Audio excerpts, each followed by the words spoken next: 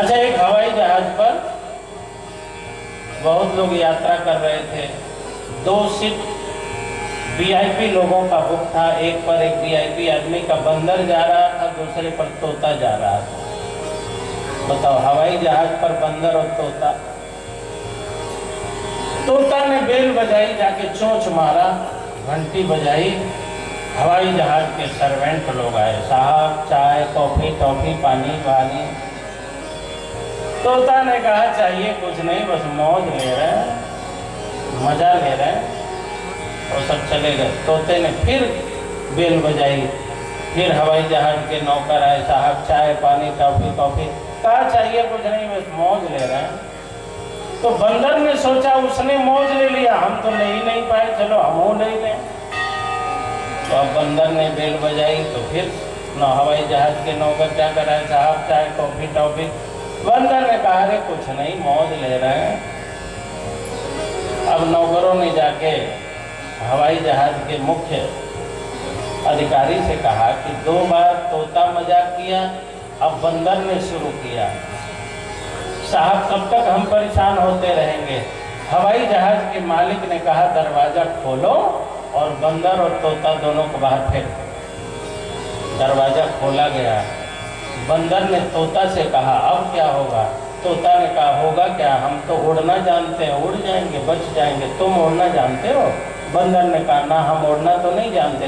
तो तोता ने कहा जब उड़ना नहीं चाहते तो उड़ना नहीं जानते तो मौज काहे को ले रहे थे। कई लोग उड़ना तो नहीं जानते लेकिन मौज पूरा लेते हैं और फंस जाते हैं। द्रौपदी की एक हंसी के कारण महाभारत हुआ, इतना तांडव हुआ, मुंड गिरे, इतनी नारियां विधवा हो गई। अब बच्चों को खो करके द्रौपदी को क्षमा का भाव जगा है, और नुकसान करके यदि आप में क्षमा का भाव जगा तो हानि करके क्या आपको मिला। यदि क्षमा का भाव जगना था तो पहले जगना था ना। कई लोग मार खा के तब साधु बनते हैं, डंडे खा के तब शांत होते हैं। डंडे खा के शांत होने में क्या लाभ मिलता है बताओ ना। द्रौपदी जी कहती है मोच्यता मोच्यता नितराम राम गुरु। भीम ने कहा नहीं छोड़ा जाएगा, द्रौपदी ने कहा छोड़ दिया जाए। 2 पार्टी बन गई। द्रौपदी का कहना है छोड़ दिया जाए, भीम का कहना है मार दिया जाए। हमारे समाज में गरम दल और नरम दल, उग्रवादी और शांत 2 दल होते हैं। राम जी शांत हैं, लक्ष्मण जी थोड़े से गरम दल के नेता है, राम जी नरम दल के नेता हैं।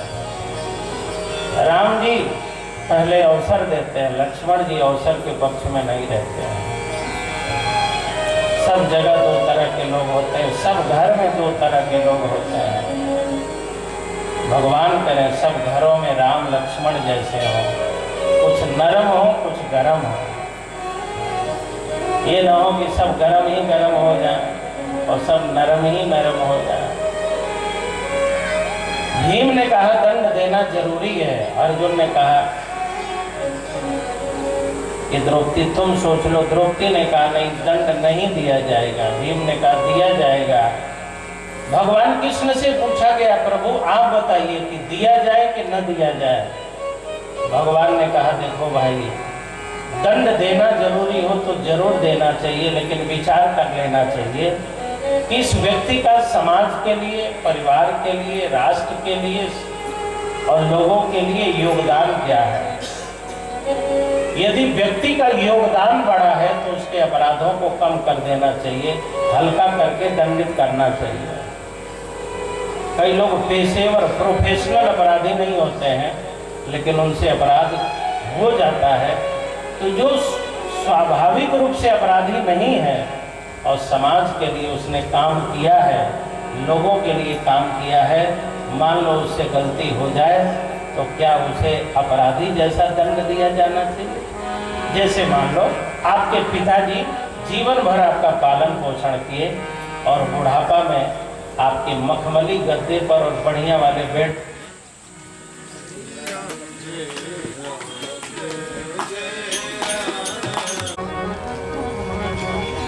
तो यदि किसी व्यक्ति का समाज के लिए बहुत बड़ा योगदान है, अच्छा काम किया है और गलती हो गई, तो उसे दंड देते समय यह विचार रखना चाहिए कि उसे अपराधी जैसा दंड न दिया जाए। जैसे आपके पिताजी गांव में रहते हैं और आप पढ़ लिख करके ऊंचे हो गए, बड़े हो गए, बंबई में आपने घर बनाया, बढ़िया बेडरूम बनाया, डल्लब के 20-20 हजार के गद्दे लाए, सफेद चादर डाला। आपके पिताजी गांव देहात से गए, पैरों में धूल लगी थी, आपके गद्दा पर बैठे, आपके चादर गद्दे गद्दे हो गए। देहात का आदमी तो देहाती हिसाब से बैठेगा, तो उस समय क्या आप ये कहोगे कि पापा बैठने की तमीज तो सीख लो, तन पे नहीं लगता, चल दिया कलकत्ता, आके मेरे कपड़े खराब कर दिए। लोग बड़े हो जाते हैं तो अपनी मम्मी को डांटते हैं ना, मम्मी तुम्हें बोलने नहीं आता, पापा आपको बैठने नहीं आता, बोलते हैं कि नहीं? तो ये बताओ, आपके माँ से, आपके गुरुजन से, आपके श्रेष्ठ जनों से कोई गलती हो जाए तो कैसे उसे दंड को दे हुए, और दंड देना जरूरी हो तब तो कहते हैं उनका अपमान कर देना, उपेक्षा कर देना, उनसे बोलना बंद कर देना, उनका सम्मान बंद कर देना, यही उसका वध होता है। जिस पिता का आप पैर छूते थे, अब पैर छूना बंद कर दो, बोलना बंद कर दो, ये वध के समान दंड माना जाता है।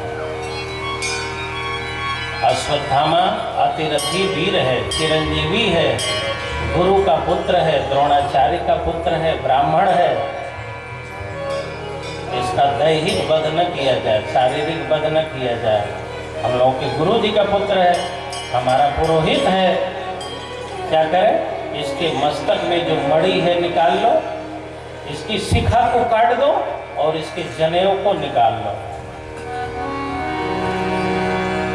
सनातन धर्म का प्रतीक है शिखा और सूत्र, यज्ञोपवीत और शिखा। शिखा आप लोग नहीं रखते, शिखा एंटीना है।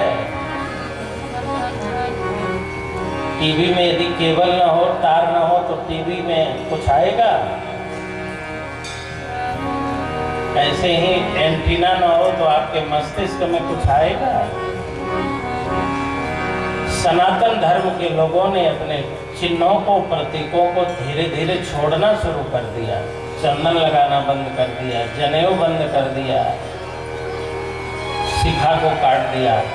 अश्वत्थामा के जनेऊ जब निकाले जाने लगे तो उसने कहा, देखो पांडवों, हमें मार दो, ये हमें स्वीकार है, लेकिन हमारा जनेऊ मत तोड़ना।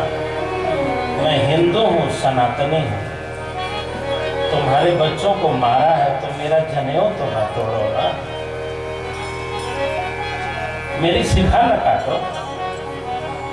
मैं मरना पसंद करूंगा, लेकिन हिंदू होके मरना चाहता हूँ, सनातनी होके मरना चाहता हूँ। धन्य है आपके और हमारे पूर्वज, मुगल काल में, अंग्रेजों के जमाने में भी अपने सनातन धर्म के भागवत को, रामायण को और अपनी संस्कृति और संस्कारों को बचाया। आज तो अनुकूल सरकारें हैं, आज तो सनातन बहुत आगे है। तब सोचो जब मुगलों का राज्य रहा होगा, जब अंग्रेजों का राज्य रहा होगा, जब कुछ भी अनुकूल नहीं रहा होगा, तब सनातन धर्म की ध्वजा को लेकर के दौड़ने वाले महानुभाव कैसे रहते हो। पांडवों ने उसके शिखा को काट दिया, उसके जनेऊ को तोड़ दिया और उसको धक्का देके भगा दिया। श्रेष्ठ जनों का अपमान मरण के समान है। जिस माँ का आपने दूध पिया है, माँ का पैर छूते थे, एक दिन आंख दिखा दो ना, मम्मी चुप रहो, तो समझ लेना आपने अपनी माँ को मार दिया, अब वो जिंदा नहीं रह गई। जिस बाप ने उंगली पकड़ के चलना सिखाया, उस बाप को आपने डांट दिया कि चुप रहो, मत बोलो, तो आपने समझ लो अपने बाप को मार दिया। अब शारीरिक रूप से मारने की जरूरत नहीं। मैं अयोध्या की एक कथा सुनाऊं। देवताओं ने भगवान राम से कहा, प्रभु 11,000 वर्ष के लिए आप पृथ्वी पर आए थे, आपका कार्यकाल पूरा हो गया, अब लीला पूरी कर दीजिए।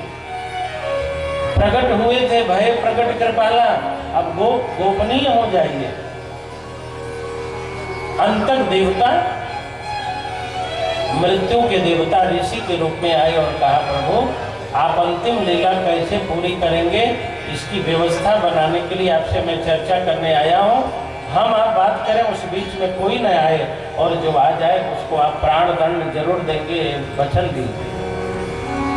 भगवान राम ने कहा, चलिए हम लोग बात करते हैं। लक्ष्मण दरवाजे पे रहना, कोई भी आ जाए किसी को अंदर मत आने देना, और जो आ जाएगा कह देना राम उसका वध करेंगे। लक्ष्मण दरवाजे पर तुम रहो। और दोनों ऋषि और राम भी बात कर रहे थे। उसी समय दुर्वासा जी आ गए। दुर्वासा जी ने कहा, लक्ष्मण राम जी से अभी तुरंत मिलना, तुरंत मिलना। लक्ष्मण जी बोले, अभी 2 घंटे तो मिलने ही नहीं दूंगा, जाओ राम राम करो। दुर्वासा जी ने कहा, मुझे अभी मिलना है। लक्ष्मण जी बोले, जाओ अंदर, तेरे ही न हो जाए तो फिर कहना। जो जाएगा वो मारा जाएगा, बाबा जाना मत, मर जाओगे, राम जी की प्रतिज्ञा है। दुर्वासा जी बोले, तब हम नहीं जाएंगे, तुम ही जाके राम जी को बताओ। लक्ष्मण जी ने कहा, हम भी नहीं जाएंगे। तो दुर्वासा ने कहा, यदि तुरंत तुम जाके राम जी को नहीं बताए तो मैं पूरी अयोध्या को जला के भस्म कर दूंगा। तब लक्ष्मण जी को लगा, पूरी अयोध्या जले, इससे अच्छा है मैं ही जाके राम जी से मिलूं, जो मेरा होगा होगा, अयोध्या तो बच जाएगी। लक्ष्मण जी अंदर गए, राम जी मूर्छित होकर गिर पड़े। अरे लक्ष्मण, ये तुमने क्या किया? तुम्हें याद नहीं है, मैंने प्रतिज्ञा की है कि जो अंदर आएगा उसको मैं मार दूंगा। और जानते हो कि राम द्विर न भाषते, राम 2 बात नहीं बोलते। यह जानने के बाद भी तुम आ गए, अब तो मैं तुम्हें मारूंगा, मेरी प्रतिज्ञा है। सभा बैठी, वशिष्ठ जी से पूछा गया, गुरुदेव राम जी ने प्रतिज्ञा की थी जो अंदर आएगा मारा जाएगा, और लक्ष्मण जी ही आ गए, और लक्ष्मण का योगदान बहुत बड़ा है। राम जी के वनवास में राम जी का वनवास हुआ था, लेकिन राम जी तो सीता जी के साथ गए। पत्नी किसने छोड़ी थी? बोलो जल्दी बोलो। पत्नी किसकी छूटी? लक्ष्मण जी की। राम जी तो पत्नी के साथ गए, पत्नी छूटी लक्ष्मण जी की। निद्रा किसकी छूटी? 14 वर्ष कौन नहीं सोया? लक्ष्मण जी। राम ने कहा, लक्ष्मण यदि मैंने तुमको मारा तो दुनिया क्या कहेगी कि जिस लक्ष्मण ने अपने भाई के लिए पत्नी छोड़ी, निद्रा छोड़ी, शक्तिवान सहा, उसी भाई को राम जी ने मार दिया। लक्ष्मण तुम जानते हो कि मेरी प्रतिज्ञा टूटती नहीं है, फिर तुम क्यों अंदर आ गए? अब मुझे तो अपनी प्रतिज्ञा पूरी करनी पड़ेगी। गुरु वशिष्ठ से पूछा गया, गुरुदेव आप बताइए। वशिष्ठ जी ने कहा, राघव अपने प्रिय जनों का अपमान करना मरण के समान होता है। आप लक्ष्मण का अपमान आज तक कभी नहीं किया, अपमान कर दो। और तब भगवान राम ने भरी सभा में कहा, लक्ष्मण आज के बाद तेरा मेरा कोई रिश्ता नहीं है। बस इतना सुनते ही लक्ष्मण ने कहा, प्रभु जब आपसे हमारा कोई रिश्ता ही नहीं है तो अब हम पृथ्वी पर क्या करेंगे? बस यहीं से भगवान राम की विदाई की भूमिका।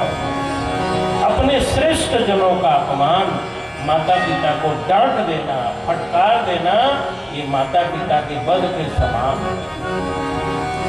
अपने माता पिता को मारना क्या है साहब? आपने डांट दिया, फटकार दिया, समझो मर गए।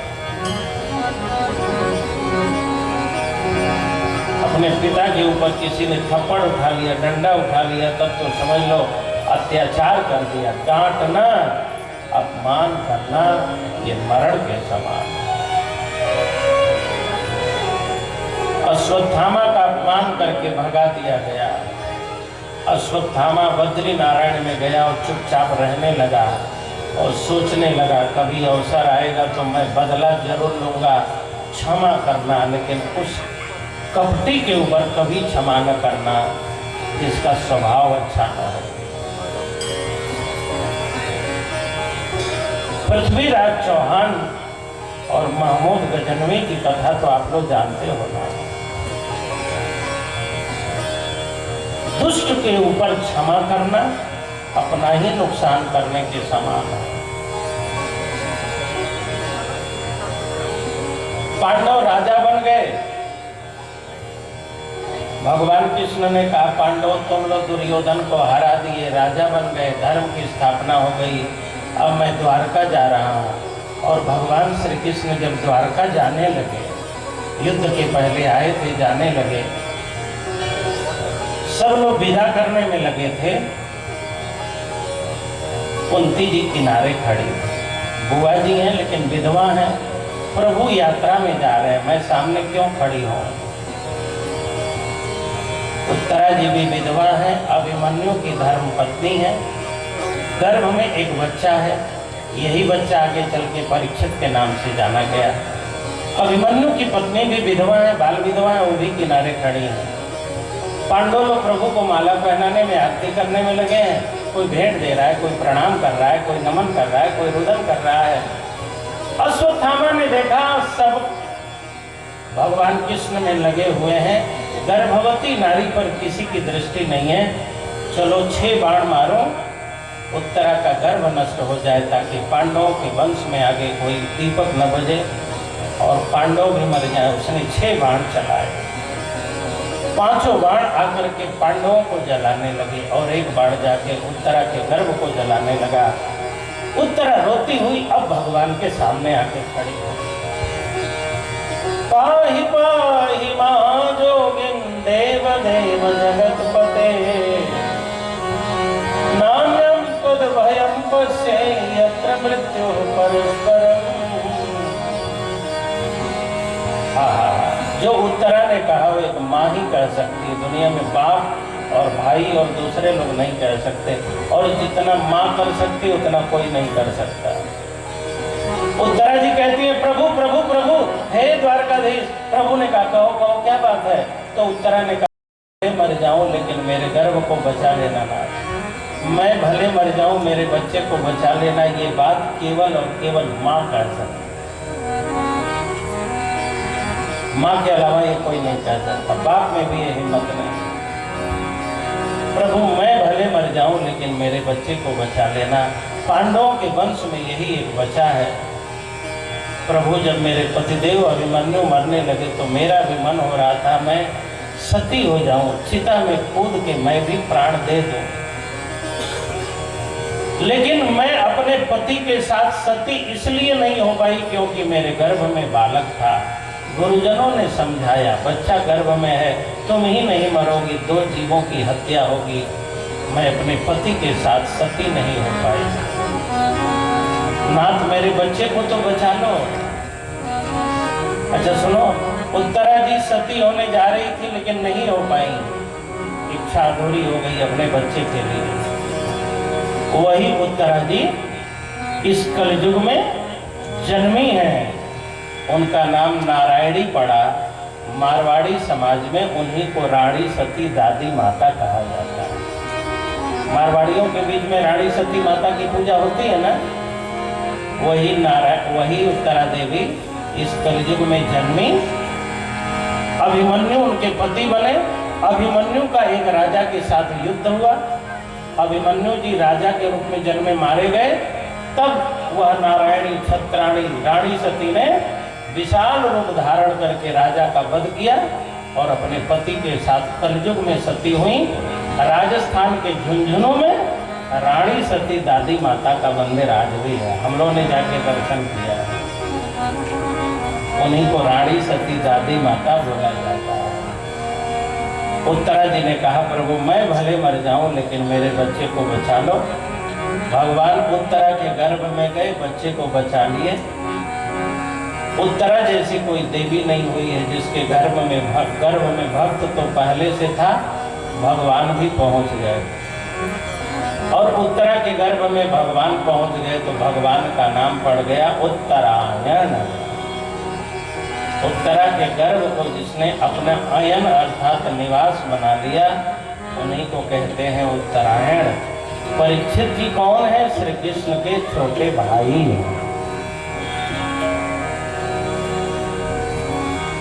कैसे छोटे भाई हैं? गर्भ में गए और निकले तो जो पहले निकलता है वही तो बड़ा कहलाता है ना। हाँ?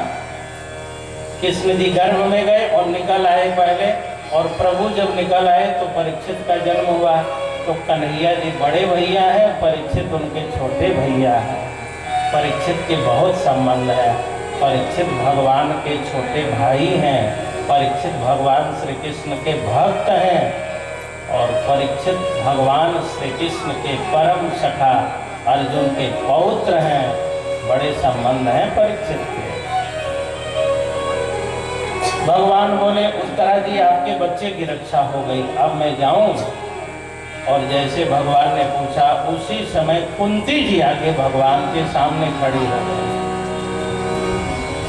कुंती जी ने कहा प्रभु आपने उत्तरा की कामना पूरी कर दी, अब मैं भी कुछ निवेदन करना चाहती हूँ। भगवान ने कहा कहो कहो। तो कुंती जी ने 5 श्लोकों में भगवान की स्तुति की है। कृष्णाय वासुदेवाय देवकी नंदनाय च नंद गोप कुमाराय गोविंदाय नमो नमः। नमः पंकजनाभाय नमः पंकजमालिने नमः पंकजनेत्राय नमस्ते पंकजांग्रये। कुंती जी कहती हैं हे नंदनंदन, हे वसुदेव नंदन, हे देवकी नंदन, हे यशोदानंदन, आपके 2 बाप हैं, 2 माई हैं। आपके नेत्र कमल जैसे हैं, आपके हाथ कमल जैसे हैं, आपके चरण कमल जैसे हैं, आपके मुख कमल जैसे हैं। भक्तों ने जब भी भगवान को देखा तो भक्तों को लगा भगवान तो कमल जैसे हैं। नवकंज लोचन कंज मुख कर कंज पद कंजारूढ़म। भगवान हमेशा कमल जैसे क्यों दिखाई देते हैं? इसलिए कि इस दुनिया में सर्वाधिक सॉफ्ट कोमल कमल ही होता है। कमल दुनिया का सबसे कोमल है। कमल से कोमल इस पृथ्वी पर कोई नहीं है। कमल सबसे कोमल है और कमल से कोमल कमला है, लक्ष्मी कमल में ही तो बैठती है ना। तो कमल से कोमल हो गई कि नहीं? हम और आप कमल के फूल में बैठे तो क्या होगा कमल का? जरा एक कमल रख के उसी पर बैठ के कल आके बताना, चटनी बन जाएगा बिना बनाए। और लक्ष्मी माता कमल में बैठती है, कभी चटनी बनती है उसकी? तो सबसे अधिक कोमल कमल और कमल से कोमल कमला। और कमला के कर कमल, हाथ कमला से भी कोमल है। और उन्हीं कोमल कोमल कर कमलों से कमला जब कमलाक्ष भगवान के चरणों को दबाती हैं तो भगवान जी कहते हैं धीरे धीरे दबाओ, जब तुम दबाती हो तो मेरा दर्द बढ़ जाता है। पाणि स्पर्शा अक्षमा व्याम, धीरे से दबाओ। दबा के दर्द बढ़ा दिया मेरा। लक्ष्मी की संतोष में पड़ जाती है। मेरा हाथ इतना कमर को कठोर कि प्रभु के चरणों को दबाती हूँ तो दर्द हो जाता है। कुंती जी कहती हैं जो चरण इतने कोमल कि लक्ष्मी के दबाने से मुरझा जाते हैं, उन्हीं कोमल कोमल चरणों से नंगे पांव महाभारत युद्ध में भगवान श्री कृष्ण आप दौड़ दौड़ करके मेरे बच्चों को बचाते रहे। कहीं बाण टूटे थे, कहीं धनुष टूटा था, कहीं नरमुंड गिरा था, कहीं हड्डियां पड़ी थीं, और उस पथरीले कंकड़ीले धरती में दौड़ दौड़ के मेरे बच्चों को आप बचाते रहे। प्रभु चोट तो बहुत आई, दर्द तो बहुत हुआ होगा, लेकिन मेरे बच्चों के हित के लिए आपने दर्द सहा। जिन चरणों ने इतना दर्द सहा उन चरणों में कुर्ती बारंबार प्रणाम करती। भगवान ने कहा आप बुआ जी लगेंगी, मैं आपका भतीजा लगूंगा। बुआ जी भतीजा को प्रणाम नहीं करती हैं, आप क्यों प्रणाम कर रही? उल्टी गंगा मत बहाओ। अच्छा, कोई बार बार प्रणाम करे तो सावधान हो जाना, कुछ न कुछ मामला है। भगवान ने कहा कुंती जी बहुत प्रणाम कर रही हो, मामला क्या है? तो कुंती जी ने कहा प्रभु कुछ मांगना चाहती हूँ। भगवान ने कहा मांग लो जो मांगना है मांग लो। कुंती जी ने कहा ऐसे नहीं मांगूंगी, पहले 3 बार वचन दीजिए कि दूंगा दूंगा दूंगा तब मैं मांगूंगी। भगवान ने कहा हमारा भरोसा नहीं है क्या? 3 बार वचन मांग रही हो, हमारा भरोसा नहीं है? मैं श्याम हूं, जब कह दिया तो दे दूंगा। तो कुंती जी ने कहा प्रभु सुना है कि आप सांवले हो और मेघ भी बड़े सांवले सांवले काले काले घिर घिर के आते हैं, गरजते तो बहुत हैं लेकिन बरसते नहीं। प्रभु कहीं मेघों के जैसे तुम भी गरजते हुए निकल न जाना है, इसलिए 3 बार वचन दीजिए कि दूंगा दूंगा। भगवान ने कहा दूंगा दूंगा मांग लो। तब कुंती जी ने कहा प्रभु आशीर्वाद दीजिए कि जब तक मैं जीवित हूँ विपत्तियां मेरा कभी साथ न छोड़े, मेरे जीवन में हमेशा कोई न कोई विपत्ति लगी रहे। यह वरदान आज तक किसी ने मांगा? ये केवल कुंती ने मांगा। भगवान ने कहा कुंती जी ये क्या मांग लिया? सारा जीवन विपत्तियों में बीत गया, विपत्तियों से पेट नहीं भरा, क्यों विपत्ति मांग रही हो? तो कुंती जी ने कहा प्रभु जब जब विपत्ति आई तब तक हमने अपने परिवारों को, रिश्तेदारों को, नातेदारों को सबने बुलाया, पर प्रभु कोई आया नहीं। लेकिन जब जब संकट आया आप हमेशा मेरे साथ। भगवान ने कहा प्रमाण क्या है? तो कुंती जी ने कहा प्रभु प्रमाण तो मैं दे दूंगी, लेकिन हर चीज का प्रमाण इस दुनिया में मिलता नहीं है। अच्छा एक बात बताओ, यहाँ हवा है कि नहीं है? बोलो कहाँ है? पकड़ के दिखाओ, देख के दिखाओ, हवा से बतिया के दिखाओ। कहते हो कुछ पता है? बस के ड्राइवर पर भरोसा है, ट्रेन के ड्राइवर पर भरोसा है, हवाई जहाज के कैप्टन पर भरोसा है, बस भगवान पर ही शंका करते हैं, केवल भगवान पर ही संशय है। बाजार का बिस्कुट खरीद के खा लेते हो, क्या पता जहर पड़ा हो। मार्केट पर भरोसा है, लोगों पर भरोसा है, बस भगवान पर शंका है। राम जन्मभूमि की जब सुनवाई हो रही थी तो सुप्रीम कोर्ट के जज ने पूछा कि सरकार एफिडेविट दे कि भारत में राम जी का अवतार हुआ था कि नहीं। दुर्भाग्य है देश का, उस समय कानून मंत्री ने लिख के दिया, ये वर्तमान सरकार नहीं थी, लिख के दिया कि देश में, हमारे देश में भगवान राम हुए थे, इसका कोई प्रमाण नहीं। राम लला को भी रोना आ गया होगा कि जिस देश में हमने अवतार लिया उस देश के लोग हमारे लिए कह रहे हैं कि कोई प्रमाण नहीं है। आस्था का क्या प्रमाण होता है? विश्वास का क्या प्रमाण होता है? आप अपनी मम्मी का प्रमाण ढूंढने जाओगे कि यही मेरी मम्मी है कि नहीं, यही मेरे पापा है कि नहीं। कौन डीएनए कराता है अपने बाप का, अपनी मम्मी का? माँ ने कह दिया है तुम्हारे पापा है, मानते हैं कि नहीं मानते हैं? कौन पूछने जाएगा? भगवान राम हमारी आस्था, हमारी श्रद्धा के विषय है। यदि भगवान राम भारत में नहीं हो सकते तो फिर कहाँ हो सकते? अब तो रामलला का मंदिर बन गया, आप लोग आए कि नहीं आए? आओ, हम वहीं रहते हैं। रामलला के मंदिर से हमारा आश्रम 500 मीटर की दूरी पर, पैदल 5 मिनट का रास्ता है। आके दर्शन करो, प्रणाम करो। आप लोगों की जागृति के कारण हो सका है ना। आस्था पर कोई प्रश्न चिन्ह नहीं करना चाहिए। भगवान ने कहा कुंती जी मैंने तुम्हारी सहायता की, प्रमाण क्या है? तो कुंती जी ने कहा प्रभु मेरी आस्था प्रमाण है, मेरा भाव प्रमाण है, मेरा अनुभव प्रमाण है। 3 प्रकार के प्रमाण माने गए, प्रत्यक्ष प्रमाण, आगम प्रमाण, अनुभव प्रमाण और चौथा आप्तवाक्यम प्रमाणम, श्रेष्ठ जनों का कथन ही प्रमाण है। ये चौथा प्रमाण। आंखों से देख लो वो प्रमाण होता है, शास्त्र प्रमाण होते हैं, और श्रेष्ठ जनों ने कह दिया बस विश्वास कर लो। भगवान ने कहा कि कुंती जी, कब मैंने तुम्हारे दुख में सहायता की, कब तुमने मुझे देखा, तुम्हारे दुख में मैं आया? तो कुंती जी कहती हैं, प्रभु मेरा विश्वास कहता है, मेरी आस्था कहती है, जब जब दुख आया आपने ही सहायता की। भगवान ने कहा कब? तो कुंती जी अपने दुख के दिनों को याद दिलाना शुरू किया।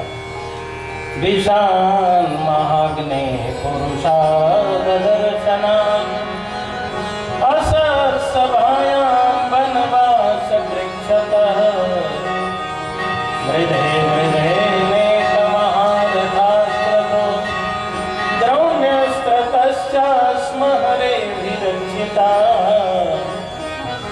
कुंती ने कहा, मेरे बेटे भीम को जहरीला लड्डू दिया दुर्योधन ने, जहरीले लड्डू से प्रभु आपने बचाया। भीम खा चुका था, जहर फैल चुका था, लेकिन मेरे मरने वाले बच्चे को मरने जा रहा था, आपने बचाया। भगवान ने कहा, जब तुम्हारे बेटे को जहरीला लड्डू दिया गया तब तो मैं द्वारका में था, वहां था ही नहीं, तो मैं कैसे बचाता? कुंती जी ने कहा, मेरे बच्चों को वारणावर्त गांव में लाक्षागृह में जब जलाने का प्रयास किया गया, घर में बंद करके बाहर से आग लगा दी गई, तो मेरे बच्चे को जलते हुई आग से आपने बचाया। भगवान ने कहा, अग्निशमन विभाग में कोई मैं नौकरी नहीं करता हूँ कि अग्नि बुझा दी मैंने, मैं तो साल्व से उस समय युद्ध कर रहा था, दूर था। कुंती जी ने कहा, मेरी पुत्र वधू द्रौपदी की जब साड़ी खींची जा रही थी तो आपने साड़ी दी। भगवान ने कहा, सब कहना, लेकिन साड़ी मैंने दी ये बात तो बिल्कुल मत कहना। हमारे पास साड़ी होती तो हम गोपियों की साड़ी चुराते फिरते। जो स्वयं साड़ियों को चुराता हो कहां से साड़ी देगा? तो कुंती जी कहती हैं, प्रभु कुछ चोर बड़े अच्छे होते हैं, चुरा के रखते हैं, लेकिन समय पर दे भी देते हैं।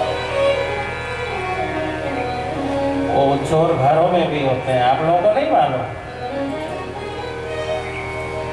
अच्छा, मैं कहता हूँ एक बात, आप कुर्ते में 500 के नोट, 200, 100, 50, 10, 20 के गिन लेना, और ऐसे सब मिला करके कुर्ते में डाल के पत्नी को पकड़ा देना। कल सुबह कुर्ता मांगना, 50 रुपए तो पक्के गायब मिलेंगे।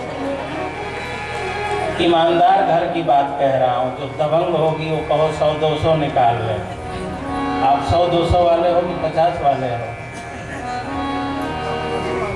200 वाले, हाँ, तब दबंग है पक्का। ठीक, कई औरतें सीधी होती हैं, लेकिन जो सीधी होती है वो भी जलेबी जैसी ही होती है। जलेबी कितनी मीठी होती है, हाँ? अब 10 रुपए तो बनता ही है। अच्छा, ऐसे कर करके 2 साल होता रहा। एक दिन पतिदेव मुंह लटकाए दरवाजे पर बैठे हैं, पत्नी ने कहा, चाय लोगे? ना। भोजन लाओ? ना। क्यों, क्या हुआ? पति ने कहा, क्या बताऊं, एक भाई साहब का मैंने 5000 रुपया लिया था, 2 साल हो गए मैं दे नहीं पाया। आज वो मिल गया था, कह रहा था कि मेरा पैसा दे देना, नहीं तो सरपंच को बुलाऊंगा, थाने में सूचना दूंगा, पंचायत बुलाऊंगा, शिकायत करूंगा। तब पत्नी कहती, चिंता मत करिए, खाइए पीजिए, मैं अपने भैया को फोन करती हूँ, मैके से चला आएगा। न कोई गया न कोई आया, 5000 की गड्डी निकल आई। और इस दावे के साथ सुबह पत्नी ने दिया कि लो जाके दे आओ, लेकिन ये मेरा वाला पैसा है, मायके से मिला था, फिर वापस कर देना। बताओ ये चोर अच्छा है कि नहीं है? पत्नियां ऐसे सहयोग करती हैं। ये बात जब मैं एक जगह कथा में कह रहा था तो उस समय नोटबंदी चल रही थी, सरपंच मोदी जी ने नोटबंदी, तो एक माता जी उठ के बोली, महाराज जी ये बात गलत है, मैं चोरी नहीं करती हूँ। पति को विश्वास हो गया, हमने उसका नंबर ले लिया उसके पति का। जब नोटबंदी हुई तो मैंने फ़ोन करके पूछा कितना माल निकला, तो उसके पति ने कहा, गुरुजी पूरे 22,500 निकले हैं। जो ईमानदारी का दावा कर रही थी उनके घर का ये हाल है। तो जो बेईमान है फिर उनका सोच लो कितना माल निकलता होगा।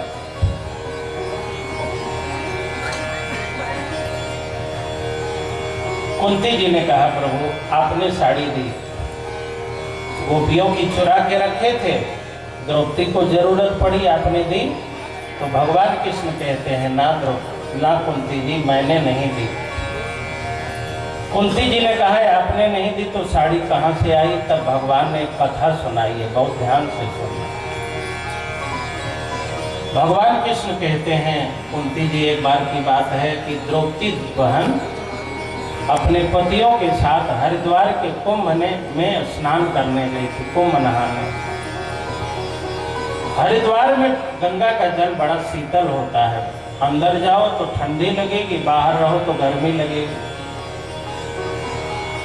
द्रौपदी जी नहाने के लिए गई, गंगा में घुसी, नहाई, पतियों के साथ निकली, गंगा का पूजन किया, दीपदान किया, ब्राह्मणों को पंडा को दान किया। द्रौपदी जी आई, उनके पहले एक बाबा जी गंगा में नहा रहे थे, पहले से नहा रहे थे, कांप रहे थे और नहाते जा रहे थे, गंगा में खड़े थे, नहा रहे थे, कांप रहे थे, ऐसे ऐसे। द्रौपदी नहा के निकली, गंगा पूजन दान पुण्य, द्रौपदी जी जाने लगी, तब ध्यान आया। द्रौपदी जी ने अपने पति धर्मराज युधिष्ठिर से कहा देव बहुत देर से वो बाबा जी गंगा में कांप रहे हैं, हम लोग आए थे उसके पहले से नहा रहे थे, अब तो हम लोग जा रहे हैं, अभी भी वो नहा ही रहे, गंगा में कांप रहे हैं, बाहर नहीं निकल रहे हैं, जरा पूछा जाए वो क्यों कांप रहे हैं, बाहर क्यों नहीं निकल रहे हैं? युधिष्ठिर जी ने कहा तुम ही पूछ लो। तो द्रौपदी जी ने कहा महाराज जी प्रणाम, अरे गंगा में क्यों खड़े हो, ठंडी लग जाएगी, सर्दी जुकाम हो जाएगा, बाहर तो निकलो, क्यों इतनी देर से खड़े हो? अब बाबा तो उधर देख रहे थे, समझ में नहीं आया कौन बाबा थे। जब मुड़े तो पता चला ये तो दुर्वासा बाबा। द्रौपदी को लगा बाबा को बुरा न लग गया, द्रौपदी ने कहा महाराज जी बुरा मत मानना, भाव अच्छा है, क्यों तब से कांप रहे, बाहर निकल जाओ ना। दुर्वासा ने कहा बेटी ठीक कहती हो, लेकिन क्या करूं, मैं नहाने घुसा ना तो मैंने अपनी लंगोटी और मैंने अपना अचला घाट पर रख दिया था, अब पता नहीं हवा के कारण कि किसी के पैर के कारण मेरी लंगोटी मेरा अचला दिख नहीं रहा, कहाँ गायब हो गया कुछ पता नहीं। अब मेरे पास कपड़े नहीं है और मैं लंगोटी पे स्नान कर रहा हूँ, लड़कियाँ बच्चे औरतें सब नहा रही, ऐसे कैसे निकलूं? द्रौपदी ने कहा तब क्या करेंगे? दुर्वासा जी बोले कोई दानी आएगा, धोती की व्यवस्था करेगा कपड़ा, तो मैं निकल करके कपड़ा पहन के अपने आश्रम में चला जाऊंगा। द्रौपदी ने कहा बाबा कोई दानी धोती नहीं दे पाया तो क्या दिन भर इसी तरह कांपते रहोगे? दुर्वासा ने कहा करूंगा क्या, कांपना ही पड़ेगा। तो द्रौपदी ने कहा ये जो मैंने साड़ी अभी अभी पहनी है ना बाबा, एकदम नई है। बाबा सनातन धर्म के तुम महात्मा हो, तुम कांपते रहो और मैं ये आंचल लेकर के आएंगे बस। देखो आदमी दान बहुत करता है, पुण्य बहुत करता है, लेकिन देश अच्छा हो, काल अच्छा हो, समय अच्छा हो, पात्र अच्छा हो, वहां किया हुआ दान सर्वोच्च दान होता है। अब ये भागवत जी की कथा हो रही है, महावीर हनुमान जी महाराज विराजमान है, ऐसे समय में दान और पुण्य का हजारों गुना अधिक लाभ होता है। आपका जब मन होता है तब आप दान करेंगे, बात अलग है, लेकिन देश अच्छा हो, काल अच्छा हो, पात्र अच्छा हो, परिस्थिति अच्छी हो, तो उस समय का जो दान किया जाता है उसको सात्विक दान कहते हैं। भगवान कृष्ण कहते हैं मैंने द्रौपदी को नहीं दी, द्रौपदी के सत्कर्मों ने द्रौपदी को दिलाया। कुंती जी कहती हैं जब जब संकट आया प्रभु हर संकट में आपने मेरा साथ दिया। तो भगवान ने कहा साड़ी मैंने नहीं दी, साड़ी तो द्रौपदी के सत्कर्म ने दिलाई, मैंने थोड़े दी। हम लोग होते तो कह देते हाँ हाँ हम नहीं किया, हम लोग करते अधिक हैं गाते, हम लोग करते कम है गाते अधिक हैं, और भगवान करते अधिक हैं गाते हैं। हम लोग कम करते हैं लेकिन झंडा हमने किया, और भगवान सब कुछ करके भी कहते हैं हमने कुछ नहीं किया। यहाँ तक के प्रसंग में श्री कृष्ण ने कहा हमने कोई सहयोग नहीं किया, हमने साड़ी दी न आग से बचाया न जहर से बचाया। तब कुंती जी एक और घटना सुनाने लगी। कुंती जी कहती हैं, प्रभु महाभारत युद्ध के बीच की बात है। दुर्योधन ने कहा, भीष्म पितामह, मैं 101 भाइयों वाला हूं, मेरे 50 भाई मारे जा चुके हैं, केवल 50 रह गए मेरे सगे भाइयों में। लेकिन 5 पांडवों में से मरने की कौन कहे, एक का उद्घाटन भी नहीं हुआ अभी तक। मेरे 50 भाई मारे गए और उनके एक भी नहीं मरे। पितामह, आपके जैसे योद्धा हमारा सेनापति हो और 5 पांडवों में से एक भी न मारा जाए तो मन में शंका हो रही है। पितामह, लगता है मन से लड़ते नहीं हो। पितामह ने कहा, दुर्योधन ठीक कहते हो, दुष्ट आदमी के लिए कितना भी कर डालो उसे लगता नहीं है कि मेरे लिए कोई कुछ कर रहा है, वो हमेशा असंतुष्ट ही रहता है। लेकिन पितामह ने कहा कि तुमने कह दिया तो मैं प्रतिज्ञा करता हूं दुर्योधन, भरी सभा में प्रतिज्ञा करता हूं, कुरुक्षेत्र के इस समरांगण में जहां लाखों लोग लड़ रहे हैं, इस लड़ाई के बीच में धर्म क्षेत्र कुरुक्षेत्र में मैं प्रतिज्ञा करता हूं, कल सूर्यास्त होते होते 5 पांडवों में से एक पांडव मेरे हाथों से जरूर मारा जाएगा। एक पांडव कल को मारा जाएगा, आज का बदला चुकाया जाएगा। युद्ध में अगर देवता भी आएंगे तो पराजय लेके हमसे जाएंगे। पितामह ने कहा, मैं प्रतिज्ञा करता हूं, कल कोई भी आ जाए, देवता भी आ जाए तो मुझसे पराजित होंगे, एक पांडव जरूर मारा जाएगा। और थोड़ी दूर पर श्री कृष्ण जी अर्जुन के रथ पर खड़े खड़े मुस्कुरा रहे थे। वाह दादाजी, वाह वाह वाह वाह, मैंने प्रतिज्ञा की है 5 में से एक भी नहीं मारा जाएगा और दादा तुम प्रतिज्ञा कर रहे हो कि एक जरूर मारा जाएगा। तो देखना है तुम्हारी प्रतिज्ञा पूरी होती है कि हमारी प्रतिज्ञा।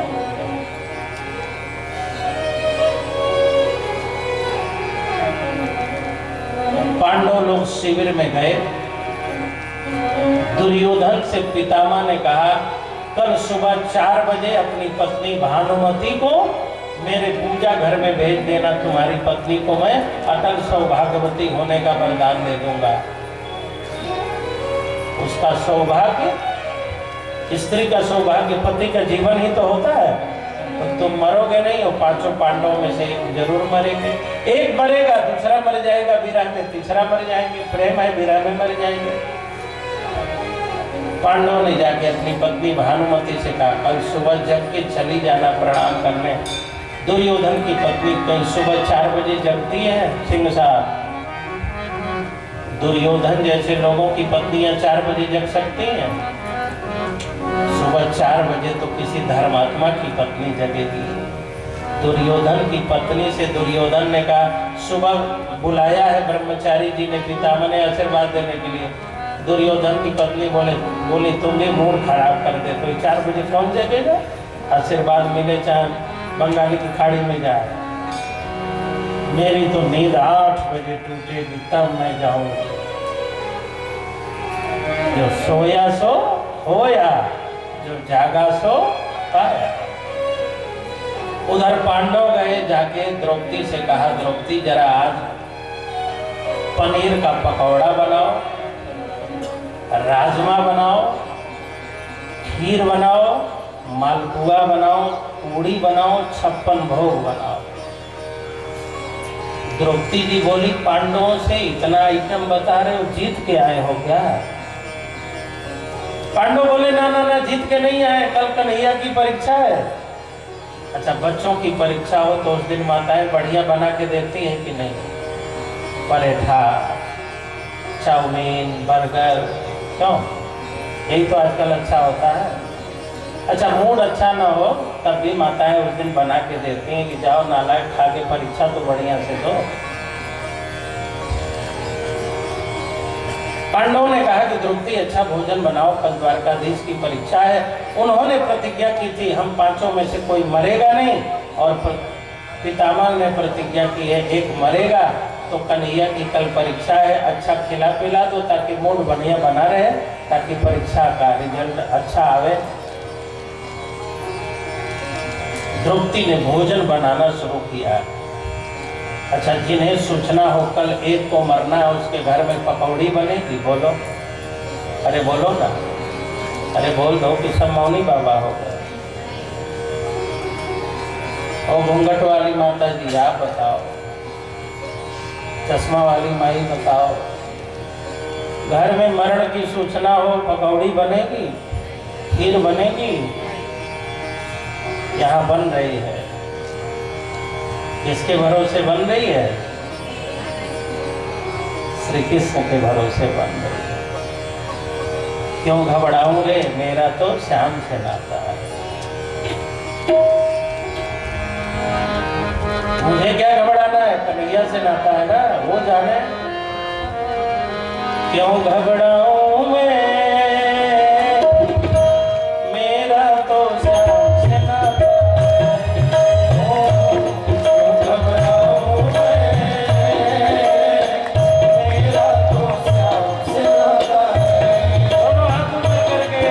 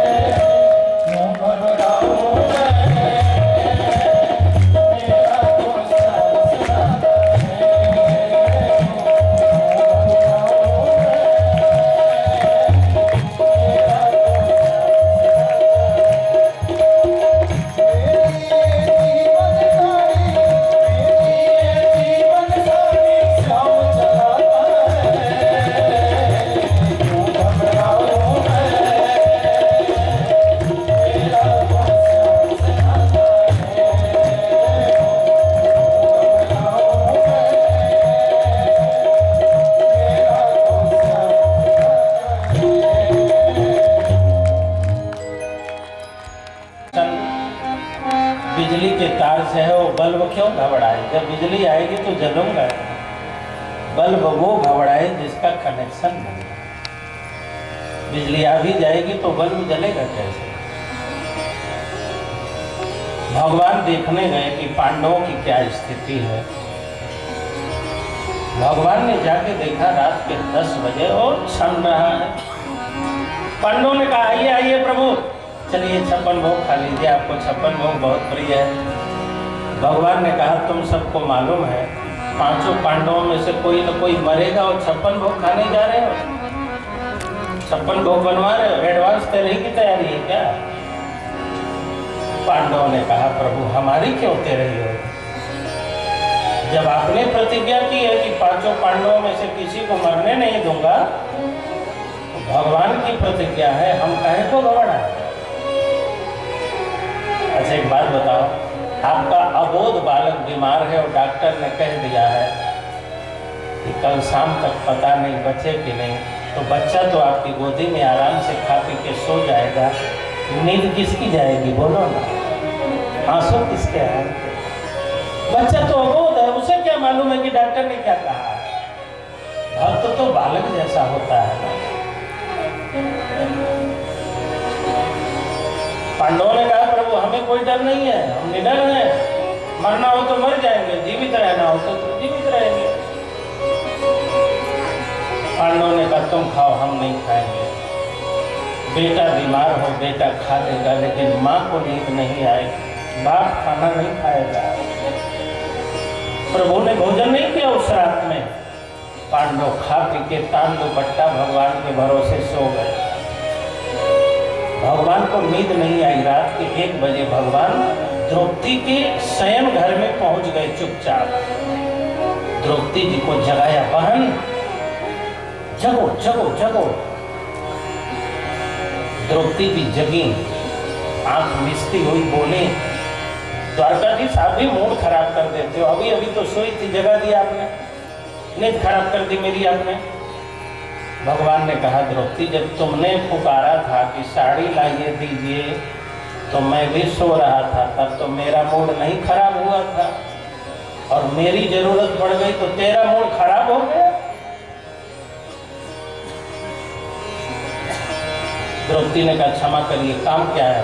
भगवान बोले तैयार हो जाओ, जो आशीर्वाद दुर्योधन की पत्नी भानुमति को मिलने वाला है वही आशीर्वाद धोखे से मैं तुमको दिलाना चाहता हूँ।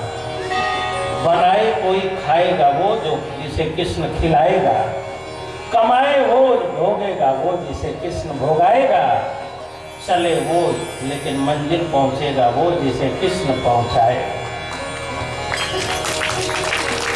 चलना हमारे आपके हाथ में है, पहुंचना हमारे आपके हाथ में नहीं है। पढ़ना हमारे हाथ में है, लेकिन सफलता हमारे हाथ में नहीं है। उसी सफलता के लिए ये कथा सुनी जाती है शांति से। जरूरत सबको पड़ती है। बहन जी तैयार हो जाओ, दुर्योधन की पत्नी तो आएगी नहीं सुबह 4 बजे, उसकी जगह मैं तुमको पहुंचा दूंगा, धोखे से तुमको आशीर्वाद दिला दूंगा। नौकरानी जगाई गई, द्रौपदी को तैयार की। बड़े लोगों को तैयार होने के लिए टाइम लगता है, एक अलग 2-4 लोग होते हैं तैयार कराने के लिए। दासी ने द्रौपदी को सजाया, आगे आगे श्री कृष्ण है, पीछे पीछे द्रौपदी है। रात का समय है, श्री कृष्ण के चरण पादुका खटपट कर रहे हैं। भगवान ने चरण पादुका निकाल के कोने में रख दी। आवाज वाइब्रेशन रात में बहुत होती है। अब द्रौपदी की जूतियां खटपट कर रही थी। भगवान ने कहा दीदी जी, द्रौपदी जी, ये जूतियां खोल के किनारे रख दो, आवाज बहुत हो रही है, कोई जग जाएगा, सब खोल पट्टी खुल जाएगा। द्रौपदी ने कहा पांडवों की राज रानी हूँ, कोई नौकरानी नहीं हूँ, अपने हाथ से पहना नहीं था, अपने हाथ से निकालोगे नहीं, जाइए नौकरानी को बुला के लाइए। भगवान ने कहा बुला नहीं जाऊंगा, आएगी तब तक तो रात यहीं बीत जाएगी, तुम नहीं निकाल सकती तो लाओ तेरी जूतियां मैं अपने हाथ से निकाल दूंगा। पूर्ण ब्रह्म परमात्मा श्री कृष्ण ने द्रौपदी की जूती अपने हाथ से निकाली। श्री कृष्ण भक्तों के बस में, भक्तों के लिए उनका अवतार है। प्रभु ने द्रौपदी की जूती उतारी और किनारे रखना चाहा तो द्रौपदी ने कहा कि सो बड़ी महंगी जूती है, लाखों की है, मैं छोड़ के नहीं जाऊंगी, जूती आपको लेके चलनी पड़ेगी, नहीं तो यहीं रात भर खड़ी रहूंगी। तब श्री कृष्ण ने अपनी पीतांबरी में द्रौपदी की जूती बांधी है और कंधे पर लटकाया। किसकी औकात है श्री कृष्ण से जूती उठवाते? किसकी औकात है? ब्रह्मा और शिव की औकात है। लेकिन भक्तों ने भगवान से सब कुछ करा दिया। श्री कृष्ण अपनी पीतांबरी, पीतांबरी क्या है? माया है, और माया भक्तों की जूती से आज धन्य होती है। इन भक्तों ने श्री कृष्ण के लिए सर्वस्व छोड़ा है। भीष्म पितामह की पूजा की कुटिया आई, भगवान कृष्ण ने कहा द्रौपदी आराम से जाओ, घूंघट काढ़ लो, पाँव में पायल, कमर में करधनी, गले में माला है, तुम जरा पाँव के पायल की आवाज करना, करधनी की आवाज करना, चूड़ियों की आवाज करना, ताकि पितामह को लगे कि कोई नारी आई है, उन्होंने दुर्योधन की पत्नी को बुलाया है, तुम्हें वो दुर्योधन की पत्नी समझ लेंगे। अब द्रौपदी अंदर गई है, चूड़ियों की आवाज आ रही है, पायल की आवाज आ रही है। पितामह को लगा मैंने बुलाया था, दुर्योधन की पत्नी आई है। पितामह पहचान न पाए, घूंघट घूंघट काढ़ी हुई थी ना। बस भीष्म पितामह आशीर्वाद देने लगे, सौभाग्यवती भव, अटल सौभाग्यवती भव, अटल सौभाग्यवती भव। उन्हें लगा दुर्योधन की पत्नी है, लेकिन आई तो द्रौपदी है। अब द्रौपदी आराम से बैठ गई और बोली महाराज जी प्रणाम, आप भी झूठ बोलते हैं। तब तो पितामह की धड़कन 550 किलोमीटर के हिसाब से धड़कने लगी कि बुलाया किसी और को, आ गई कोई और। द्रौपदी ने कहा बाबा आप भी झूठ बोलते हैं, कल तो आपने कहा था एक मारा जाएगा और आज ब्रह्म मुहूर्त में कह रहे हो अटल सौभाग्यवती भव। बाबा अब आप बता दो, मेरे 5 पति हैं, एक भी मारा गया तो मेरा सौभाग्य अटल कैसे रहेगा? 5 मिनट के लिए मेरी चूड़ी तो टूटेगी ना, मेरे मांग का सिंदूर तो डोलेगा ना। यदि मेरे एक भी पति को आपने मारा तो मैं 1 घंटे के लिए विधवा तो बनूंगी ना, तो मेरा अटल सौभाग्य तो रहेगा नहीं। तो बाबा बस इतना बता दो कि कल का वचन पूरा होगा कि आज का वचन पूरा होगा? कल आपने कहा था एक मारा जाएगा, आज आपने कहा अटल सौभाग्यवती भव, कौन सा वचन पूरा करोगे? बस इतना ही बता दो। भीष्म पितामह ने कहा ये तो बाद में बताऊंगा, पहले तुम ये बताओ किसके साथ यहाँ आई हो, तुम्हें यहाँ लेके कौन आया, तुम्हें पहुँचाया कौन यहाँ तक? द्रौपदी ने सोचा कि भगवान कृष्ण ने इस विषय में तो कुछ बताया ही नहीं था कि क्या बोल रहा है। तो मन में जो आया बोल पड़ी, अरे महाराज इस रात में कौन आता, एक दासी मिल गई वही लेके आई। भगवान कृष्ण बैठे बैठे माथा पीटने लगे, दास कहा होता तो गनीमत भी होती, दासी कह के तो पूरा ऑपरेशन करके ही रख दिया। दास कहा होता तो बात बनती, दासी बना। कौन आता? एक दासी थी वही लेकर के आई है। पितामह ने कहा द्रौपदी जरा अपनी दासी का दर्शन करवा दो। द्रौपदी को लगा ये तो और मामला उलझता जा रहा, देवी अपनी दासी का दर्शन करा दो। सुना है कि वो कभी बामन बन के आया है, सुना है कभी वो बाराह बन के आता है, सुना है कभी वो मत्स्य बन के आता है, सुना है कभी वो राम बन के आता है, सुना है वो कभी कन्हैया बन के आता है, सुना है वो कभी मोहिनी बन के आता है। आज देखना है वो दासी बन के कैसे आया है। आज भगवान के दासी स्वरूप का भी दर्शन मुझे करना है। द्रौपदी जी बोली दासी जी सावधान, ब्रह्मचारी जी आ रहे हैं। सो भगवान अपनी पीताम्बरी का घूंघट ओढ़ करके वहीं दरवाजे पर खड़े हो। पीताम्बरी 2.5 मीटर की होती है, आधी मीटर में तो जूती बंधी थी। अब जो थोड़े से कपड़े थे उससे घूंघट काट करके दरवाजे पे खड़े हो गए, तो कमर तक तो लेडीज हो गए, लेकिन नीचे तो जेंट्स ही धोती दिख रही थी। ऊपर घूंघट है, नीचे धोती है। बाहर जाकर के देखा तो ड्योढ़ी का दृश्य निराला था। ड्योढ़ी मतलब बाहरी दरवाजा। भीष्म पितामह ने जाके देखा, बाहर जाकर के देखा तो ड्योढ़ी का दृश्य निराला था। पीताम्बर का घूंघट मोड़े खड़ा बांसुरी वाला था। पीताम्बर का घूंघट ओढ़ करके बांसुरी वाले श्री कृष्ण खड़े।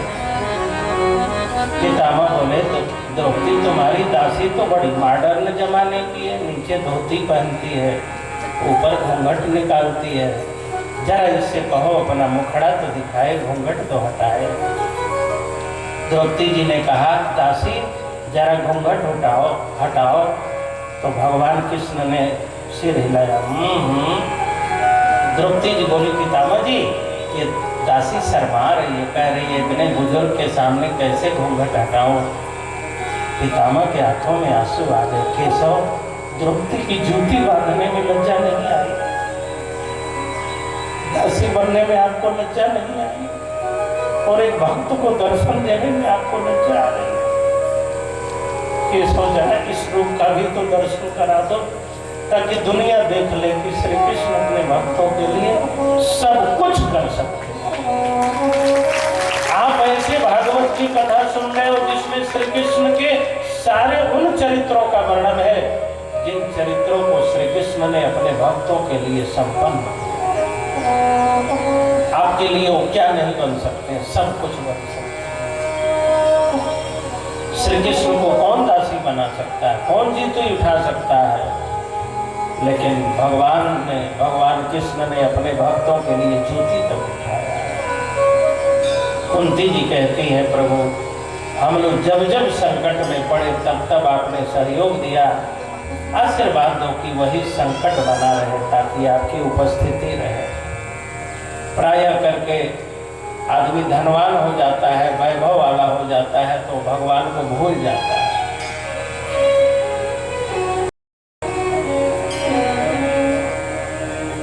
प्रभु मैं नहीं चाहती कि कभी वो धन वैभव मिले जो रावण और कंस को मिला।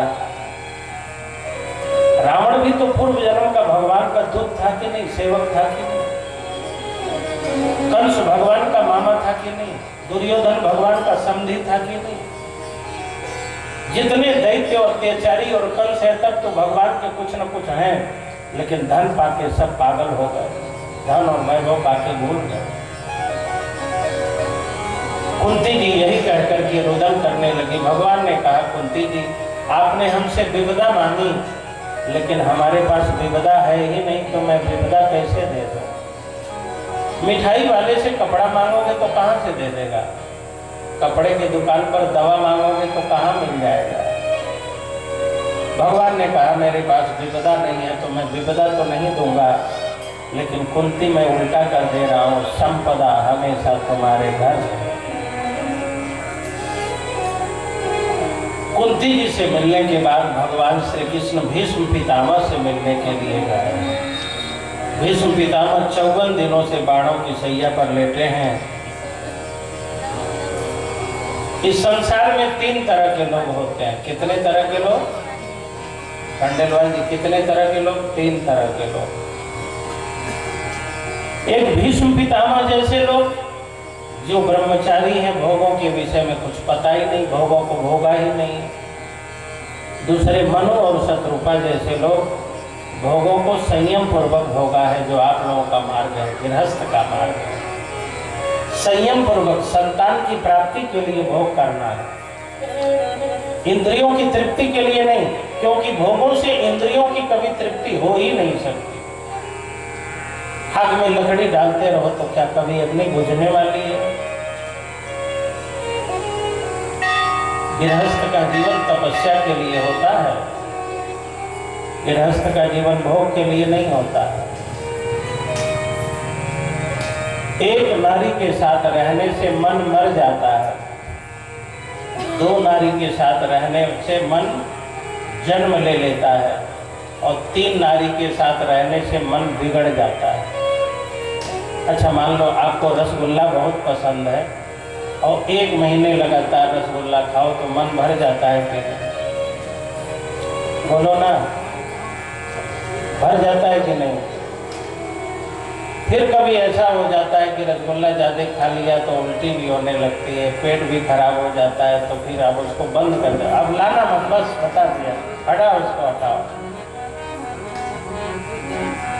सामान्य औरत की बात नहीं कह रहा हूँ, बम्बई की हीरोइन ले आओ, 2-4 साल रहो, उससे भी तुम्हारा मन भर जाएगा। अच्छा, भरता नहीं है तो हीरो लोग काहे तलाक लिए बैठे हैं? जिसको तुम आप बहुत अच्छा समझते हो, कोई ऐसा हीरो है जिसका 2-2, 3-3 तलाक न हुआ हो? तो यदि वो अच्छे होते तो तलाक क्यों होता है? इसका मतलब और रियल लाइफ में अच्छे हैं, रियल लाइफ में उतने अच्छे नहीं हैं। रियल लाइफ के हीरो तो हमारे सैनिक हैं, जो ग्लेशियर में भी हमारे राष्ट्र की रक्षा करते हैं, जिसके कारण हम आराम से सो रहे हैं।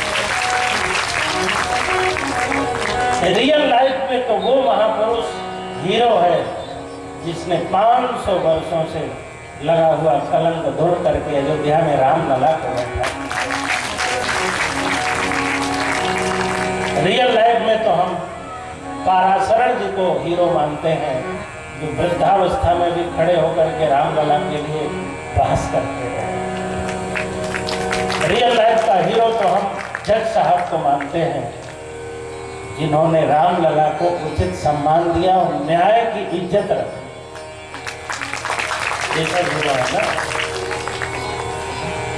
ये क्रीम और पाउडर पोत पोत करके नकली पहाड़ से कूद कूद करके इनको आप हीरो समझते हो? ये नहीं है। हमारे सैनिक, सुरक्षा कर्मी, ये सब हैं जो हमारे समाज, राष्ट्र के लिए जान देते हैं, प्राण देते हैं। ये सब हैं हमारे असली हीरो। तो 3 प्रकार के लोग होते हैं, भीष्म पितामह जैसे और मनु शत्रुपा जैसे। कितनी भी प्यारी लड़की लग रही हो, उससे आप विवाह कर लो 4-5 साल के बाद, वो कहेगी कि पहले वाला अब आपका प्यार नहीं रह गया। जो चावल बहुत अच्छा लगता वही खाना शुरू करो, एक दिन वो खराब लगने लगेगा। जो भोजन अच्छा लग रहा है उसको खूब खाना शुरू करो, एक दिन वो भोजन अच्छा ही नहीं लगेगा। जो गाड़ी आपको अच्छी लगती है उस गाड़ी पर चलना शुरू करो, गाड़ी फिर आपको अच्छी नहीं लगेगी। गृहस्थ जीवन में जिस नारी को आप बहुत प्रेम करते हो, उसके साथ रहते रहते धीरे धीरे मन मर जाता है। गृहस्थ जीवन मन को मारने के लिए, मन को मारने के लिए। यदि ऐसा नहीं होता तो कल प्रथम दिवस खंडेलवाल जी वहाँ बैठे थे, श्रीमती जी वहाँ बैठे थे, मन मर गया। खंडेलवाल जी मन मर चुका है क्या? एक ही पंडाल में 2 जगह? बोलो ना। आप लोगों ने नहीं देखा, केवल मैंने ही देखा क्या? तो किसी ने कहा कि काहे इतनी दूरी अभी से है? जब पंडाल में इतनी दूरी तो घर में कितनी दूरी? मन मर जाता है। 2 के साथ रहो तो मन जन्म ले लेता है। दिन एक गृहस्थ तपस्या करने का जीवन है। और तीसरा रावण जैसा, बस भोगों को ही भोगना है, भोगों को ही भोगना है। भीष्म पितामह ने कभी भोगों को भोगा ही नहीं, भोग का स्वाद ही नहीं पता है। हमारे आपके लिए मनु शत्रुपा सबसे आदर्श हैं। संयम पूर्वक भोगों को भोगो। भीष्म पितामह ने राष्ट्र की सेवा की, दुर्योधन की सेवा की, लेकिन दुर्योधन जैसे लोगों की कितनी भी सेवा करो, अंत में बाणों की सैया मिलती है। और मुझे लगता है, एक बात बताऊं, भागवत महापुराण है, ये इतिहास नहीं है। ये जो बच्चे बैठे हैं ना, इन बच्चों को लगता है भागवत हिस्ट्री है। हिस्ट्री में और पुराण में बच्चों अंतर है। इतिहास और पुराण में अंतर है। इतिहास पहले हुआ था, इतिहास वह है जो अतीत से जुड़ा हो, पहले से जुड़ा हो, और पुराण वह है जो तीनों कालों में चल रहा हो। पुराण को हिस्ट्री मत समझिएगा, रामायण हिस्ट्री नहीं है, ये पुराण है। इतिहास हो चुका है, हो नहीं रहा है, और पुराण निरंतर हो रहा है। समय समय से मैं बताऊंगा। भीष्म पितामह बाणों की सैया पर हैं, और क्या आज हमारे घरों में लोग, हमारे घर के बुजुर्ग बाणों की सैया पर नहीं है?